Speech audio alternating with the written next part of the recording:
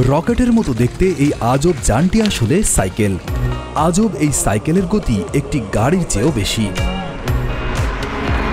বর্তমানে মানবচালিত সাইকেলের রেকর্ড সর্বোচ্চ গতি 139 কিলোমিটার প্রতি ঘন্টা। যেখানে সাধারণ সাইকেল ঘন্টায় 30 থেকে 40 কিলোমিটার ঘন্টায় চলতে পারে, সেখানে এই গতি অবিশ্বাস্য হলেও সত্য। দেখেই বোঝা যায় এগুলো সাধারণ সাইকেল নয়। এই সাইকেলগুলোর ডিজাইন সাধারণ ডিজাইন থেকে অনেক আলাদা। এর ডিজাইন অ্যারোডাইনামিক্সের নিয়ম মেনে করা হয়, যা বাতাসের বাধা কমিয়ে ফেলে। এছাড়া সাইক্লিস্টরা আধারশোয়া হয়ে প্যাডেল মেরে সামনে এগিয়ে যান, যা বাতাসের বাধা আরও কমিয়ে দেয়। এই বাইকটির ফ্রেম কার্বন ফাইবার এবং টাইটানিয়াম দিয়ে তৈরি, যা অত্যন্ত হালকা কিন্তু দ্রুতগতির জন্য যথেষ্ট শক্তিশালী।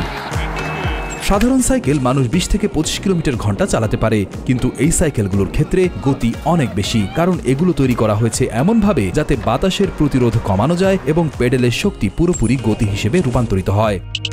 আমাদের ভিডিওগুলো কোটালীপাড়া গোপালগঞ্জ থেকে দেখছেন FM রাসেল, তারিকুল ইসলাম দেখছেন যশোর থেকে, বরিশাল থেকে দেখছেন মোহাম্মদ রিয়াজ হোসেন, মোশাররফ হোসেন দেখছেন আবুধাবি থেকে, নিজামুদ্দিন লিটন দেখছেন আবুধাবি থেকে। আপনি কোথা থেকে দেখছেন তা জানিয়ে দিন কমেন্ট বক্সে। এই সাইকেলের দুরন্ত গতি মানব শরীরের অসীম ক্ষমতা ও সহনশীলতার প্রমাণ।